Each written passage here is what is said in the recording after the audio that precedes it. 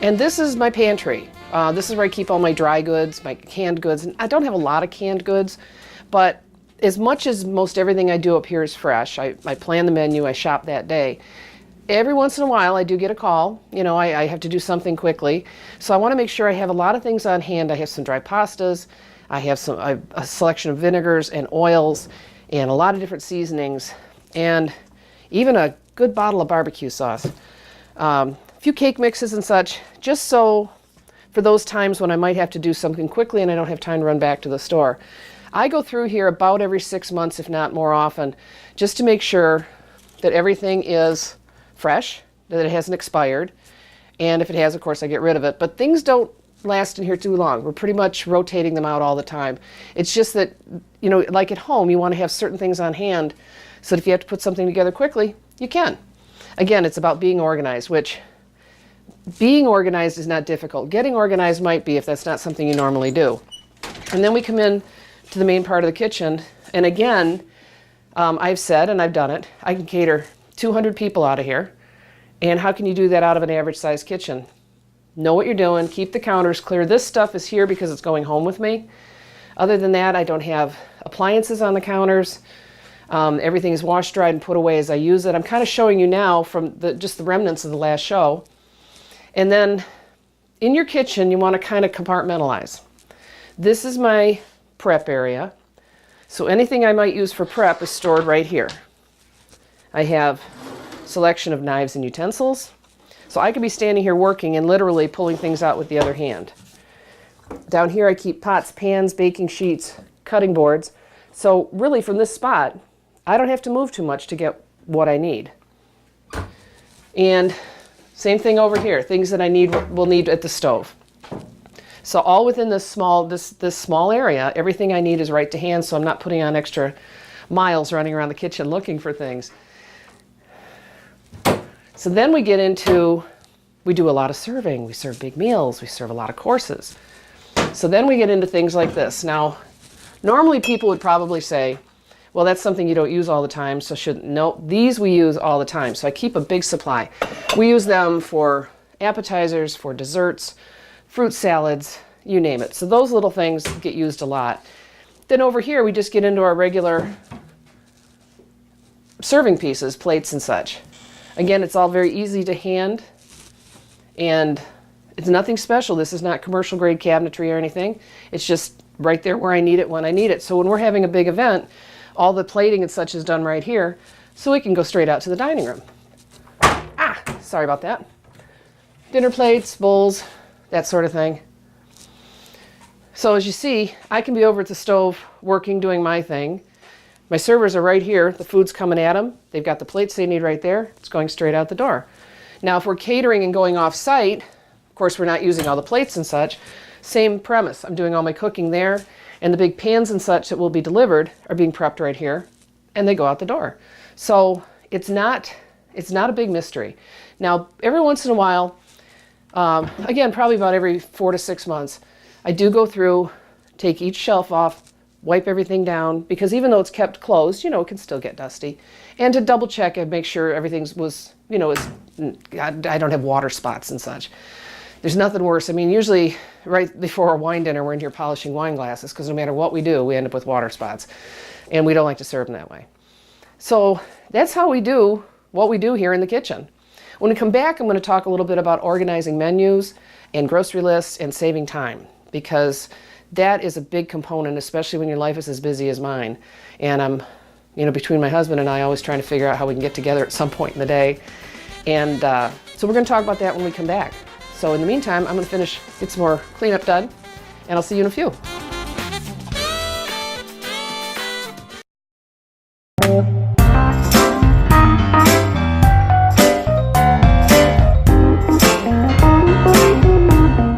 Catch us anytime on YouTube. Go to Oxford Community Television YouTube.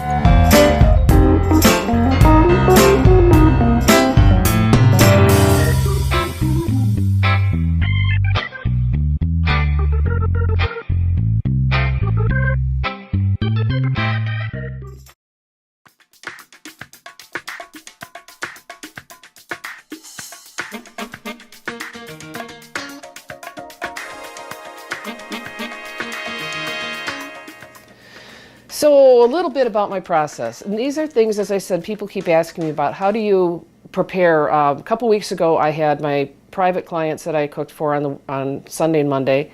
I cooking for the Rotary Luncheon on Tuesdays through the summer, and I had a dinner party here on Wednesday. So how do you do it all and keep it all straight? Well, it's much the same as the way I plan a week at home. I just take a basic. I make a basic list. I make a produce column. I make a dairy column. I don't buy a lot of bread, so I'll call that an etc. column, and meat. Then I ask my husband, where are you going to be Monday, Tuesday, Wednesday, Thursday, Friday? So I figure out what we have going those days. So weekends are kind of open. We kind of play with the weekends. All right, so Monday night we're both home. Tuesday night we have meetings. Wednesday I'm up here for a dinner. Thursday we had meetings, believe it or not. And Friday is steak night. So what I have to figure out is meals for Monday, Tuesday, Wednesday, and Thursday that are quick and easy, but we enjoy. Now Monday's cool, but the other days it's going to have to be something that can be prepped ahead or warmed up after. I always start with a circular. Meijer is our big store here in town, and they've been great with me over the years. I can usually get almost everything I need in single trips. So I'll just go through. I'll see what's on sale for meat, vegetables, different things, and go from there. And then I start making a list. So say for instance, I want to make cheeseburger pie on Monday. So I know I'm going to need beef. I know I'm going to need onion, and I'm going to need tomato. And then I think about the pantry. I have Bisquick. So again, I've got all my dry goods. So Monday's cool. But what I do is I figure out which each meal is going to be. And then I immediately write down my ingredients. So when I go to the store, I'm not trying to think about what do I need, and I'm not getting home without something. For Tuesday, we've got a meeting. I think what I'm going to do, Chris likes brats. Meijer's has some great brats in their meat cabinet, or the meat department. So I'm going to do some brats and some fruit salad, because the fruit is starting to come in and that's really nice. So up here in meat, I'm going to put brats. What do you need with brats? You need buns. And I wrote those both down under etc. So I will change that to that. Etc. is anything that doesn't fall into one of those categories. So, and I'm very concise here. I write brat buns because when I get to the store, I'm liable to think, what do I need buns for? And then I'm going to look in here and they've got peaches and grapes and watermelon and berries, all on sale. This also allows me to buy just what I need for a particular meal. I don't need a whole watermelon for the two of us to have a fruit salad on Tuesday. So I can buy slices, I can buy pieces. And that helps me. So that's what I do throughout the week. I just set up a basic menu. Sometimes the inspiration comes from right here. This happens to be the one for the 4th of July, so it's heavy on barbecue food and a lot of prepared stuff that, I don't really buy. I pretty much stick in the meat and produce departments. We've got corn on the cob. Got to have corn on the cob here somewhere. Wednesday I have the dinner here, so he's on his own for dinner. And so we have a meeting Thursday. Corn on the cob, I can throw it in the pot and steam it up real good, let it sit, and then we come home, throw it on the grill for like 5 minutes, and it's ready. So let's have corn on the cob on Thursday. And they've got chicken. I've got some chicken in the freezer. So over here, I'm going to put a column that says home. I've got chicken in the freezer. So we'll do something. We'll do corn on the cob and chicken on Thursday, and then steak night on Friday. So when I go to the grocery store, this is how you keep from spending $200. These are the things I need to prepare a week's worth of, almost a week's worth of meals, because Wednesday I won't be here. And then I think about the staples. I'll need milk. Always need milk. I check the fridge. Do I have eggs? All these different things I need. So then you're set.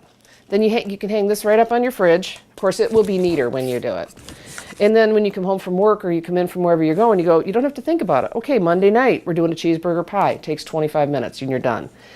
And you have all your ingredients. So you're ready to go. That way, you can sit down and relax and enjoy. You're not putting so much time into thinking about it. You're not wandering through the store, picking up things you don't want and don't need. You're not bringing stuff home that you end up throwing out, because groceries are not cheap. Another thing I want to mention is I do a lot of fresh, almost everything fresh, everything that I can. There are people that think, for some reason, that fresh is more expensive. It doesn't have to be. And it really isn't, because you can buy the exact quantities of things that you want. You're not buying a can where you're paying for the can and the label and all the stuff that goes into it. And the same thing with meats. If you buy a roast and you only need half, cut it in half and freeze half of it and save it. So you're not coming out with, 10 bags of groceries and going, gee, I don't even know what I'm going to make for dinner tonight. Same thing goes when I have a lot of things that I'm doing cooking-wise here. I make the same kind of list, and then I make a note next to it. Is it for the Rotary? Is it for the dinner? Take the same kind of list, go to the store, I come up here, my counters are clear, I unload, I start prepping, and away I go. And it's really simple. Once you get the hang of it. Excuse me for just a minute. I normally don't do this on camera, but I'm going to answer a call real quick. Hello? Well, hi. About a half hour? Sure. Lunch? I can do that. Okay, great. Yeah, you come on up and take a tour and I'll have lunch for you. See you in a bit. Bye-bye. Well, that'll be fun. And I'll get to put some of my skills to use of what we were talking about earlier of having things on hand. I think I have a little bit of fresh produce around here, so I think we could probably pull a meal together. So that's what I do. This is my big blue book. I know nowadays it's more common to keep everything on a computer. I keep everything in here. This is my lodge book. So I keep track of what I have fed people, events I have coming up, events I've completed, very important, so that if the same group comes back, unless they specifically request a repeat, they get all new stuff. And then I have my recipe section, because I'm not big on recipes, but sometimes I'll do something that turns out so well that I want to make a note of it, maybe reference it again. And then always some blank paper for making my menus and such. Pocket for receipts. And you can do this at home, same kind of thing. And that's how I stay organized. I know it's not fancy and it's not terribly tech savvy, but it works for me. And I think anyone who's been here will agree that, except for the fact that I always manage to forget something, and it's not because I didn't buy it, it's because it's still sitting on the counter. But I guess that's kind of becoming my trademark. So that's just some basic answers to your questions as to how do I keep everything organized. And I'll tell you what, the end result, I have a lot of fun now. I'm not sweating it. I'm not wandering through the store going, oh my, I'm having fun. And I can create from a piece of paper menu all the way through to setting the plates on the table and enjoying. And it takes a lot of that stress out of it. So, speaking of fun, when we come back, I want to see what I can throw together for a quick lunch for a guest who'd like to come up and take a tour. So I will see you back here shortly.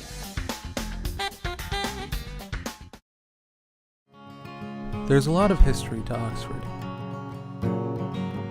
Hidden around every corner, deep in every crack, and sometimes right in front of you, waiting to be discovered.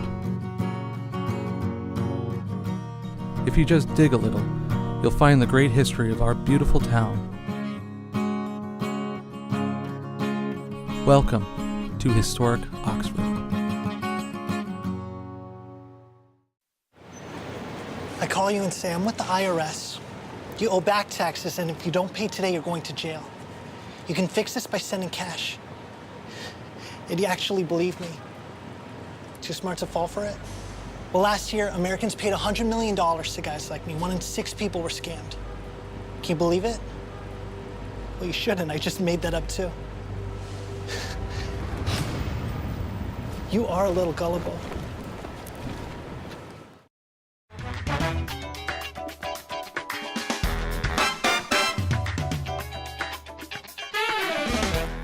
And we're back. Well, I looked in the fridge and I had some nice garlic. Garlic is a great starting point for everything. So, we'll put that there. I'm going to chop up some garlic and some onion and some fresh tomato. This would be quicker if I had my other knife. And I'm thinking I've got some tomatoes, some onions, some garlic, some mushrooms, some red wine, some olive oil. I threw some fettuccine on to cook. We'll have a quick pasta dish. There we go. Oh, that smells good. Ooh, I didn't think I'd have a chance to cook this afternoon after this morning. Alrighty. Already washed the tomato. And I see I got a bad spot on the tomato here. I'm going to sneeze. I'm going to take the stem out first. That gives me a chance to look inside, and it's perfect. It smells great. So I'm just going to slice that away a little at a time until I see that it's gone, and then I'm not wasting tomato. And it's gone. So do a quick rough chop on some fresh tomato. I'm just going to throw this all in the skillet and cook it up real quick. And we will have an unexpected pasta lunch. Now I had the pasta and the garlic and olive oil and stuff all here. Happen to have onion and tomato with me because I picked the tomatoes up on my way here this morning. And the onion was left from something I did the other day, so it was in the fridge. And I think I had a couple more shrimp.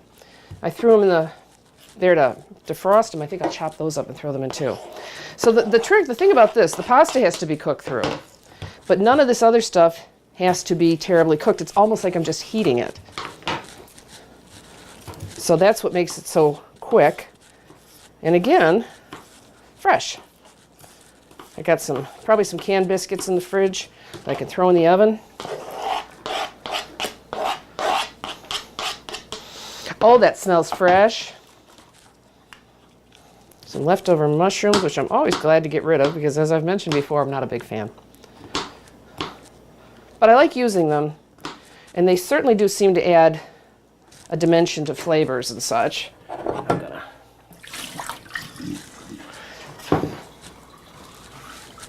I'm gonna get this started. A little bit of olive oil, a little bit of red wine. And like I said, this is not even, cooking through so much as it's just heating it all together. Got a little bit of fettuccine going back here. I like fettuccine. It's a wide, flat noodle, and it really picks up and distributes flavor nicely. And while that's going, again, these are the little shrimps that I had earlier, and they're great. You can just take them just the way they are in the shell and marinate them or baste them and throw them on the grill, and they cook up beautifully. For my purposes, it's just made more sense for me to go ahead and cook just the meat. And since I'm going to chop this up and throw it in my pasta, and they'll be just ideal. And the shrimp in this form, especially if you're throwing it into something hot like that, doesn't take any time at all to cook. I hear my sizzling starting. Now, because I must be tidy, my garbage in the garbage bowl. I'm just making just a very small quantity, obviously. I'm just going to quick plate, which is just really going to impress my guest, who called less than a half hour ago. And when she gets here and I tell her, oh, certainly I have lunch for you. After all, I was busy, filming the show and doing other things and making lists. But I had time to whip up a little bit shrimp and tomato, right? So I'm just going to throw that in there with it. And that's basically the whole thing. I'll move it around. Oh, it smells good. One of my grinders here is Italian herbs. These are great for when doing something just like this, when you want to season and it's not like I've got, fresh herbs in the fridge or out in the garden. As much as I would love to grow fresh herbs up here, I really can't, because pretty much anything we grow gets eaten by the deer. So it's not like I can just run outside and grab it. Oh, that's lovely. That is absolutely lovely. And this is another one of those times you should be here to smell it, because oh, there's nothing like fresh. Love fresh. So I've been talking about a lot of things. A lot of things that I talk about all the time, all the stuff that we do up here, scrapbooking and gatherings and friends and family and everything else. So give me a call, 248-933-4579. Let's talk about your event. I don't have a set price list. Everything is designed around you, around your budget, around what you want to eat or whatever it is you want to do. Hit me up on Facebook, Treetop Lodge Oxford. Check out our website, just treetoplodgeoxford.com. And you can always email me, stormy3958@att.net. What I generally say is, give me a call first. I'll shoot a few questions at you, and then email me the answers, and we can start a correspondence. Because as I said, it's all designed around what you want for your event. It's not cookie cutter by any stretch of the imagination. All right, so I'm just going to take a moment here, drain off my pasta.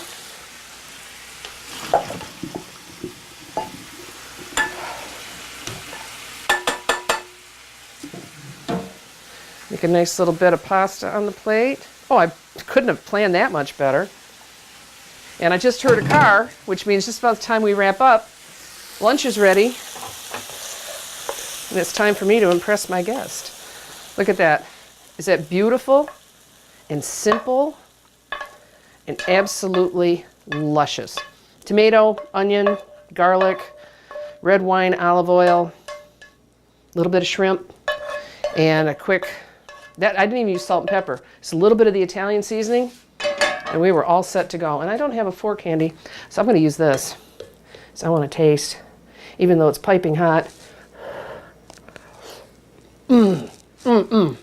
That's wonderful. Who wouldn't be impressed? Give somebody a call, show up half hour later and find this here. So that's what we've got going on. We will be back soon. As I mentioned, we're going to have some new guests, and we're going to start bringing a lot more people from the community up, and I'd like to see you up here. Doesn't cost you anything, just give me a call. I call Kyle, I say, let's set it up for this time, and then we do it. And as you can see, I have a lot of fun. So until we meet again, remember the promise, and be kind to one another, and get together and cook some simple, fun, delicious food. Thanks from here in Connie's Kitchen at OCTV. I'll see you soon.